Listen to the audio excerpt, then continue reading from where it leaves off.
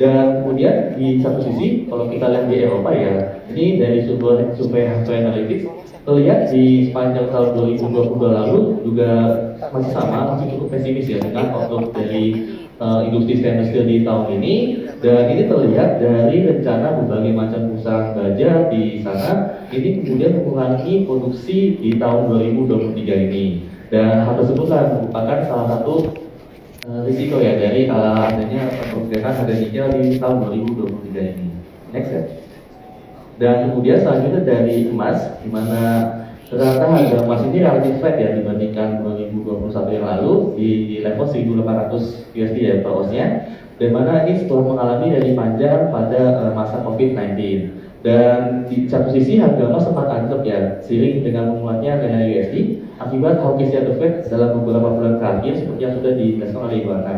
Dan patut diketahui juga bahwa harga emas dan juga USD ini umumnya memiliki hubungan yang negatif. Dan di satu sisi kita perlu mencermati ya dalam beberapa bulan terakhir bahwa bank sentral di dunia ini melakukan pembelian emas cukup besar ya dan juga agresif, yang mana di kuartal 3 tahun lalu ini mencetak rekor ya sebagai pembelian terbesar sepanjang sejarah. Dan di mana berbagai bank sentral tersebut ini ada bank sentral Turki, kemudian Uzbekistan dan juga Qatar ya. Dimana kalau kita lihat ini masih belum ada data dari India dan juga China, namun kita ekspektasikan sih dari kedua negara tersebut juga memiliki pembelian yang cukup besar. Dan untuk tahun ini kami masih melihat ya harga emas relatif mengalami penurunan terbatas karena di satu sisi dari The Fed sendiri ini masih cukup hawkish, di mana tingkat suku bunganya juga masih dipertahankan di level yang tinggi. Dan kemudian kalau kita lihat di chart sebelah kanan bawah ya, bahwa stok inventory emas ini relatif cukup tinggi ya di dalam beberapa tahun terakhir, juga menjadi salah satu katalis negatif untuk harga emas. Kemudian next slide. Dan selanjutnya ini dari harga timah, di mana untuk harga timah dalam tahun kemarin ini sebenarnya masih mengalami kenaikan ya secara tahunan hampir 8% dibandingkan tahun 2021 lalu, karena memang ini ditopang dari reopening di berbagai negara dunia serta adanya gangguan produksi ya di China yang kala itu masih memberlakukan lockdown. Dan kami lihat untuk di tahun 2023 ini kami memperkirakan harga timah juga akan mengalami pelemahan ya, yang mana disebabkan dari aktivitas industri yang cukup volatil ya di beberapa negara, khususnya di China sebagai negara konsumen timah terbesar di dunia. Dan juga kalau kita lihat dari permintaan konsumen elektronik, produsen elektronik ini juga relatif cukup melemah ya di tahun 2023 ini. Namun kalau kita lihat dalam jangka menengah ini patut diperhatikan terkait inisiasi untuk memasuki renewable energy ya beserta reopening Cina. Ini yang dapat menstimulus aktivitas industri dan juga menjadi aset bagi timah itu sendiri. Dan yang terakhir untuk topik dari Meta Mining ini ada Antam dengan target price di 2.800, impact EBITDA 9,08 kali tahun 2023. Kemudian next kan Antam. Oke, saat ini sebenarnya kalau kita lihat Antam ini masih ditopang ya oleh penjualan emas dan proporsinya ini cukup dominan, hampir 70% di naik emas kemarin. Dan untuk produk lainnya misalnya dari nikel ini totalnya mencapai 28% dengan proporsi ferronikel 17% dan juga biji nikel 11%. Dan kami melihat untuk performa segmen emas Antam sendiri diperkirakan masih tetap solid ya, karena memang ketika kesadaran investasi masyarakat akan emas ini juga semakin meningkat dari waktu ke waktu. Dan di satu sisi dengan adanya potensi resesi ya yang selama ini berada di market, ini juga menjadi salah satu dorongan ya bagi para masyarakat untuk berinvestasi di emas, karena emas ini dikenal sebagai aset yang safe haven. Dan di satu sisi kita melihat dari adanya penetrasi digital dari Antam ini juga relatif diapresiasi oleh pelaku pasar ya, khususnya pembeli emas, di mana mereka ini bisa intensifikasi dari pembuatan website, kemudian dari e-commerce dan juga lainnya. Dan kalau kita lihat dari komoditas lainnya ya, misalnya metal Halmahera, ini kapasitasnya juga cukup tinggi ya, di mana 13.500, yang mana kita targetkan beroperasi pada fase tahun ini. Dan ini juga menjadi salah satu tanda positif bagi Antam untuk meningkatkan kapasitas nikel di pasaran di dalam beberapa tahun mendatang. Dan untuk Antam kami masih mencoba ya untuk Antam dengan target di 2.800 kita EBITDA 9,08 kali di tahun 2023 3. Demikian kita dari komoditi itu. Oke, baik. Selamat malam Bapak Ibu. Perkenalan, saya Akhil yang akan melanjutkan pemaparan terkait outlook sektoral. Untuk pertama kita akan membahas dari sektor telco ya, atau sektor telekomunikasi. Mungkin langsung bisa ke slide-nya. Oke, di mana kami mengambil judul untuk sektor telco ini adalah persaingan yang ketat antara penyedia jasa telekomunikasi. Namun kami melihat persaingan ini akan berbeda dibandingkan beberapa tahun belakangan. Kami memiliki outlook yang overweight untuk sektor telco, di mana terlihat pada grafik di sebelah kanan atas ya. Jadi Bapak Ibu bisa melihat kami menggambarkan bahwa adanya proyeksi penetrasi internet hingga tahun 2025 ini akan terus meningkat di setiap tahunnya. Berdasarkan di kuartal 3 tahun 2022, Indonesia ini masih memiliki tingkat penetrasi internet yang rendah dibandingkan negara-negara Asia lainnya ya. Di mana Indonesia penetrasi internet itu baru mencapai 77% dari total populasi, dan pun kita juga cukup tertinggal dibandingkan seperti negara Brunei Darussalam yang tingkat penetrasi ada di atas level 90%, lalu juga Korea dan juga Jepang ya. Dan untuk itu kami masih melihat adanya ada ruang pertumbuhan untuk sektor telco ini. Dan berikutnya kita lihat pada grafik di kanan bawah ya, di mana pada grafik kanan bawah ini adalah bagaimana peta persaingan dari industri telco, di mana terlihat pada grafik ini adalah terkait pengalaman layanan yang dilakukan oleh emiten telekomunikasi. Di situ ada Telkomsel, ada XL, ada Indosat yang sudah merger dengan Tri, dan juga ada Smartfren. Di mana pada grafik lainnya yang berwarna biru muda ini, XL unggul pada kecepatan pengumpulan data sebesar 18,7 Mbps. Jadi XL memiliki keunggulan dari kecepatan pengumpulannya. Lalu juga XL juga memiliki pengalaman untuk penggunaan video dan juga game, karena memang mereka memiliki kecepatan pengumpulan yang lebih besar dibandingkan emiten yang lain, sehingga dari XL sendiri ini merupakan salah satu yang memiliki kualitas yang cukup baik dibandingkan emiten telco lainnya. Dan pun beberapa emiten seperti Telkom, lalu juga untuk Indosat itu juga memiliki keunggulan lainnya. Next slide.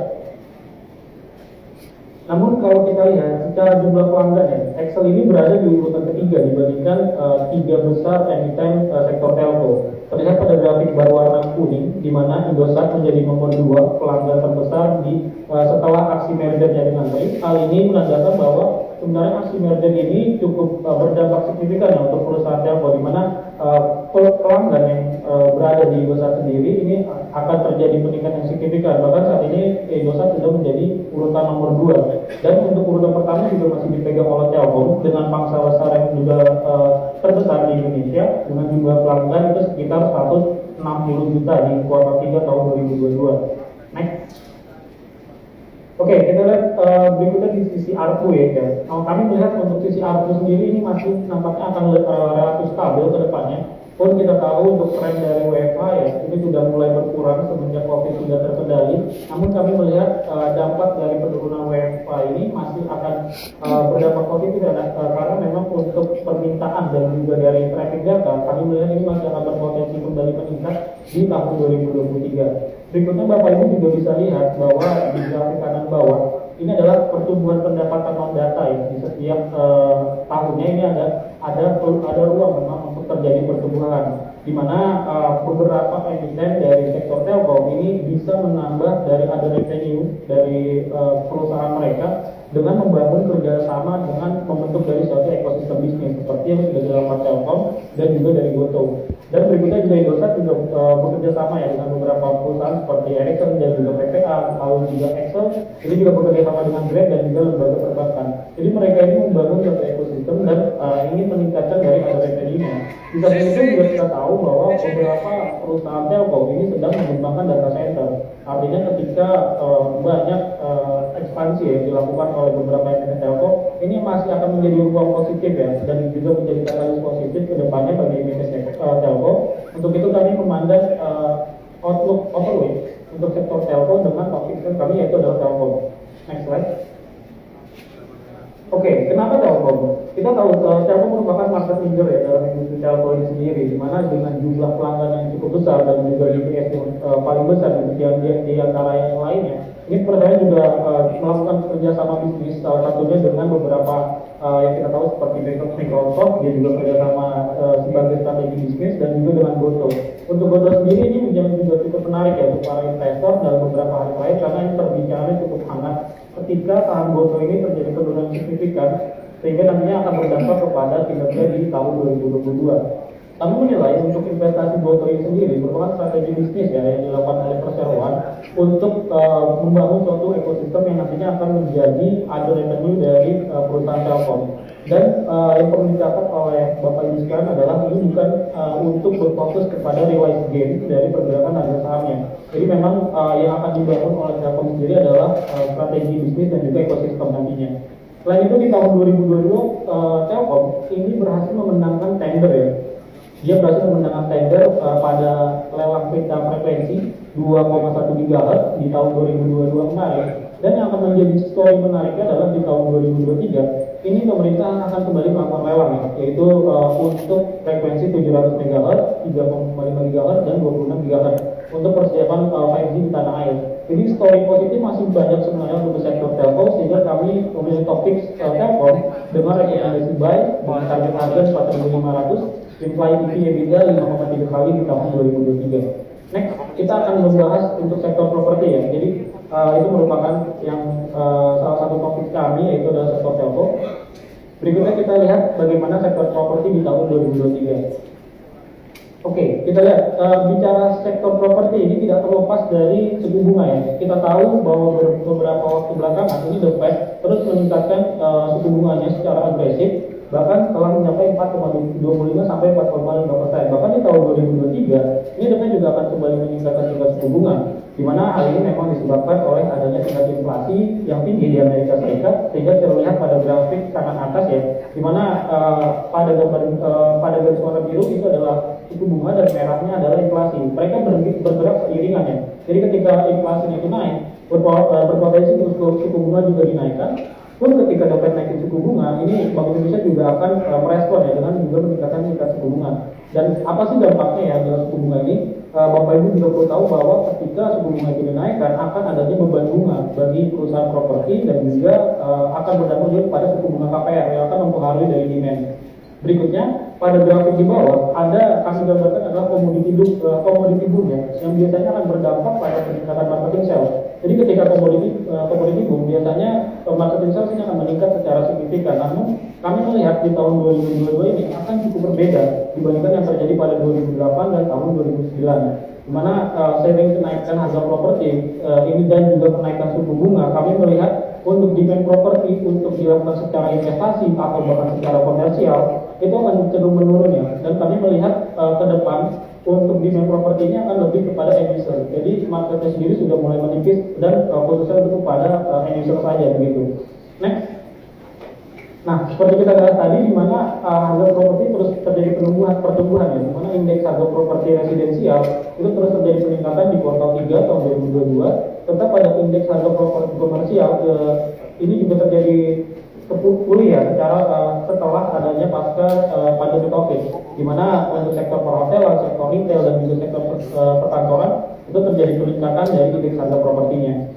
Berikutnya, next. Nah, kita akan bicara tentang suku bunga KPR, di mana seiring dengan insentif dari PPNBTP dan pemerintah yang sudah berakhir ya tahun 2022, ini juga akan berdampak negatif. Dan kalau kita lihat pada grafik kanan di atas, ini adalah pergerakan dari kredit properti ya yang dilakukan oleh masyarakat.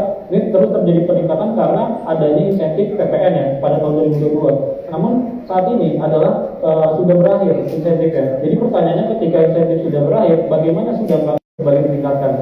Untuk itu kami memiliki outlook netral untuk sektor properti dengan topik kami yaitu adalah BSDE. Next slide. Oke, kenapa BSDE? BSDE merupakan salah satu properti yang memiliki total land bank terbesar ya dengan 4.670 hektar. Ini merupakan juga penyumbang marketing sales BSDE itu adalah perumahan yang harganya rata-rata di atas 2 miliar rupiah ya. Jadi yang untuk harga di bawah 2 miliar rupiah itu jumlahnya terbilang cukup sedikit. Dimana kalau kita tahu insentif PPNBTP itu lebih banyak kepada perumahan yang di bawah 2 miliar. Artinya ketika insentif ini berakhir ya atau tidak dilanjutkan, ini akan sedikit berdampak ya, atau artinya juga tidak terlalu berdampak kepada BSD. Sehingga untuk marketing sales yang akan dilakukan juga oleh BSD ini masih akan tetap bertumbuh kami melihat. Dan untuk realisasi marketing sales di 9 months sendiri juga cukup baik, dan ditambah dengan perbedaan dari BSD adalah Persero ini memiliki land bank di sekitar wilayah IKN. Jadi kalau kita bicara IKN ini cukup menarik ya, jadi BSD memiliki land bank di daerah Balikpapan. Sehingga beberapa kali positif tersebut kami yakini akan mendorong kinerja BSD ke depan di tengah resiko suku bunga yang masih memang menghantui ya dari sektor properti. Untuk itu kami akan merekomendasikan baik untuk BSD dengan target price 1.150, implied historic NAV 80,5% di tahun 2023. Baik Bapak Ibu, mungkin itu saja yang bisa saya paparkan terkait sektor telco dan juga properti. Terima kasih. Oke, baik Bapak Ibu, mungkin selanjutnya akan kita pemaparan dari sektor healthcare ya. Nah, seperti yang kita ketahui Bapak Ibu, bahwa Indonesia telah melalui pandemi COVID-19 ya, yang seperti kita lihat di grafik melalui puncaknya ya pada Februari 2022 lalu. Semenjak itu kasus COVID-19 secara keseluruhan terus mengalami penurunan dikarenakan meningkatnya tingkat vaksinasi dari dosis pertama hingga dosis ketiga. Hingga kabar terakhir bahwa Indonesia melalui pernyataannya Presiden Joko Widodo pada akhir tahun lalu menyatakan bahwa Indonesia resmi mengakhiri masa PPKM yang menandakan bahwa penanganan pandemi COVID-19 yang semakin terkendali. Ya, mungkin bisa di next.